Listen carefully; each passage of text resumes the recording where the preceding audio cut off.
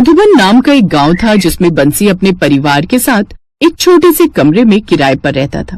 बंसी की मां नीलम, उसकी पत्नी ऋतु और उसके 2 बच्चे, 8 साल की तन्वी और 10 साल का नक्श था। बंसी एक फैक्ट्री में काम करके अपने परिवार को पालता था। एक दिन बंसी अपने मालिक से कहता है, मालिक, मुझे कुछ पैसे मिल जाएंगे क्या? अभी तेरा महीना नहीं हुआ, महीने पर ही पैसे मिलेंगे। चल जाकर काम कर। काम करते नहीं ठीक से, मुंह उठाकर पैसे मांगने आ जाते हैं। मालिक, मुझे अपने कमरे का किराया देना है। मकान मालिक को पैसे नहीं दिए तो वो कमरा खाली करा देगा। तुझे सुनाई नहीं देता क्या? अभी पैसे नहीं है, महीने पर मिलेंगे। मालिक के ऐसा कहने पर बंसी काम करने लगता है और शाम को जब बंसी फैक्ट्री से घर आ रहा होता है, मालिक ने पैसे देने के लिए भी मना कर दिया। अब मैं मकान मालिक के पैसे कहाँ से दूंगा? बंसी ये सब सोच ही रहा होता है कि तभी सामने से एक कार आती है जिससे बंसी का एक्सीडेंट हो जाता है। तभी बंसी की मृत्यु हो जाती है। उसके परिवार को ये बात सुनकर बहुत बड़ा सदमा लगता है। ऐसे ही बंसी को खत्म हुए 2 दिन हो जाते हैं। ऋतु अपनी सास से कहती है, माँ जी, उनको आज गुजरे 2 दिन हो गए हैं। हमारा कोई अब सहारा नहीं है। एक वही तो थे जो पूरे घर को चलाते थे। बहू, तू चिंता मत कर, मैं तेरे साथ हूँ और तू मेरा बेटा है आज से, और तू ही मेरी बहू। हमको हिम्मत बांधनी होगी। कहाँ है बंसी की माँ? ला चल, मेरा किराया निकाल। 4 महीने से रोका हुआ है। भाई साहब, अभी तो मेरे बेटे की चिता भी ठंडी नहीं हुई है। हम तुम्हें किराया कहाँ से देंगे? तुझे कुछ नहीं पता, मुझे मेरा किराया दे निकाल कर, वरना कमरा खाली कर मेरा। हम पर दया कीजिए आप। हमारे सर से आदमी का साया तो चला ही गया है। कम से कम हमारे सर से छत मत छीनो। रामू को किराया न मिलने पर वो सबको धक्के मार कर घर से निकाल देता है और बंसी का परिवार सड़क पर आ जाता है। माँ जी, अब हम कहाँ जाएंगे? हमारे पास तो पैसे भी नहीं है और कोई जगह भी नहीं है जहाँ हम लोग रह सके। बहू, हम अपने वीरपुर गांव चलेंगे। वहाँ हमारी एक छोटी सी झोपड़ी है, हम उसी में रह लेंगे। सास के कहने पर ऋतु अपने बच्चों को लेकर और अपना जरूरी सामान लेकर वीरपुर गांव आ जाती है और अपने परिवार को लेकर उसमें रहने लगती है। माँ, मुझे बहुत तेज भूख लग रही है, मुझे कुछ खाने के लिए दो ना माँ। तन्वी को भूख से तड़पता देख ऋतु की आंखें नम हो जाती हैं। हे भगवान, घर में खाने को दाना नहीं है और बच्चे भूख से परेशान हैं। तभी ऋतु खाने की तलाश में बाहर जाती है तो उसको चलते चलते एक खेत दिखाई देता है जिसमें हरा हरा पालक बोआ होता है। ऋतु उसको देखकर सोच ही रही होती है, तभी मोहन नाम का एक आदमी वहाँ से गुजर रहा था। अरे बेटी, तुम इतनी गौर से क्या देख रही हो इस पालक को? कुछ नहीं अंकल जी। सुनो तो बेटी, तुम मुझको अपनी दिक्कत बता सकती हो सकता है मैं तुम्हारी मदद कर दूं। ऋतु मोहन को अपनी सारी बात बताती है और मोहन उसे कुछ पैसे देता है। वो पालक का खेत भी मोहन का ही था। बेटी, तुम ये कुछ पैसे रख लो और जितना मन करे जब भी जरूरत पड़े तुम मेरे खेत से पालक तोड़ कर ले जाना। आपका बहुत बहुत शुक्रिया अंकल, जो आपने हमारी बुरे वक्त में मदद की। ऋतु खेत से पालक तोड़ कर ले आई और पैसे से घर का सामान लेकर अपनी झोपड़ी में आ जाती है। माँ, आप अभी भी हमारे लिए कुछ खाने के लिए नहीं लेकर आई हो? बेटा, तुम चिंता मत करो, मैं अभी बस 10 मिनट में खाना बनाकर लाती हूँ। ऋतु रसोई में जाती है और आलू पालक और रोटी बनाती है और सबके लिए खाना परोसती है।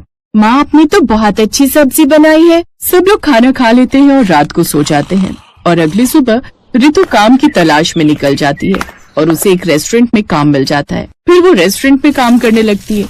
ऐसे ही धीरे धीरे समय बीत जाता है और एक दिन ऋतु काम से घर आ रही थी तो उसकी टक्कर बाइक से हो जाती है, जिसकी वजह से ऋतु काम पर नहीं जा पाती थी।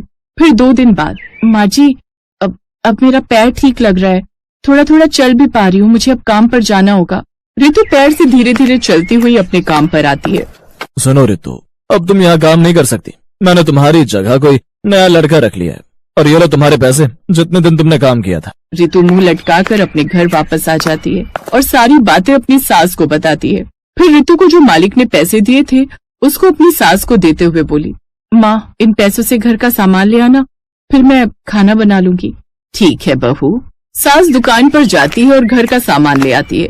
फिर ऋतु सबके लिए दाल चावल बनाती है। थोड़ी देर बाद सबको खाने के लिए परोसती है। तभी तन्वी कहती है, माँ, आपने सिर्फ दाल चावल बनाए हैं, मुझे तो दाल चावल खाने का बिल्कुल मन नहीं है, मुझे कुछ तो अच्छा बनाकर खिला दिया करो। बेटा, तुम अभी यही खा लो, मैं शाम को तुम्हारे लिए कुछ अच्छा सा बना दूंगी। तन्वी दाल चावल खा लेती है। फिर ऋतु शाम को खाना बनाने के लिए सोचने लगती है कि आखिर वो तन्वी के लिए कुछ अच्छा क्या बनाए। तभी ऋतु को याद आती है, अरे क्यों ना आज मैं पालक पत्ते के चाट बना दूं जो मैंने रेस्टोरेंट में सीखी थी। जल्दी से बना देती हूँ, मेरे बच्चे भी आज खुश हो जाएंगे। रितु जल्दी से पास के खेत में से पालक तोड़कर लाती है और आकर पालक के पकौड़े बनाकर उनके ऊपर थोड़ी सी दही डाली और हरी चटनी बनाकर डाल दी। कुछ मसाले डालकर पालक पत्ता चाट तैयार कर दी। माँ जल्दी से दो ना टेस्टी टेस्टी जो आप बना रहे हो। हाँ बाबा लाई अभी। तभी अंदर से रितु पालक पत्ता चाट बनाकर लाती है। माँ जी और बच्चों, पालक पत्ता चाट खाकर बताओ कि कैसी बनी है। सब लोग पालक पत्ता चाट बहुत शौक से खाते। सच में बहू, पालक पत्ता चाट बहुत लाजवाब बन रही है, पर ये तो बताओ तुमने ये सीखी कहाँ? माँ जी, जब मैं रेस्टोरेंट में काम करती थी ना, बस वहीं पर सीखी थी। माँ, अब तो हमें आप रोज पालक पत्ता चाट ही बनाकर खिलाना। ये बात सुनकर तभी सास सोचकर बोली, बहू तुम्हारी अभी पैर में भी दिक्कत है, जिससे तुम बाहर अंदर जाने में भी दिक्कत होगी। क्यों ना तुम तब तक अपना एक पालक पत्ता चाट का ठेला लगा लो। माँ जी, वैसे आप ठीक कह रही हो, जब तक कोई काम नहीं मिल रहा है मैं तब तक ठेला ही लगा लेती हूँ। सास के कहने पर रितु एक किराए पर ठेला लेती है। पास में ही ठेला लगाकर उस पर पालक पत्ता चाट बेचने लगती है और ग्राहकों को बुलाने के लिए आवाज लगाती है, पालक पत्ता चाट ले लो, पालक पत्ता चाट एक बार खाओगे तो बार बार खाओगे। काफी देर हो गई थी और अभी तक रितु के पास कोई ग्राहक नहीं आया था। ये सब कुछ देखकर रितु निराश होने लगती है। काफी इंतजार करने के बाद एक ग्राहक रितु के ठेले पर आता है और बोलता है, अरे बहन, ये पालक पत्ता चाट कैसी होती है? लो मुझे भी जरा पालक पत्ता चाट खिलाओ। रितु ग्राहक को पालक पत्ता चाट बनाकर देती है और जैसे ही ग्राहक पालक पत्ता चाट खाता है तो कहने लगा, अरे वाह, तुम्हारी पालक पत्ता चाट का स्वाद तो बड़ा ही अच्छा है, लेकिन तुम्हारी दुकान पर ग्राहक बहुत कम आते हैं। मेरी एक सलाह है, हमारे गांव की एक फैक्ट्री है और मैं वहीं पर काम करता हूँ और दोपहर के समय काफी लोग वहाँ बाहर खाने आते हैं। अगर तुम ये पालक पत्ता चाट का ठेला वहाँ पर लगाओगी तो तुम्हें वहाँ बहुत सारे ग्राहक मिल जाएंगे।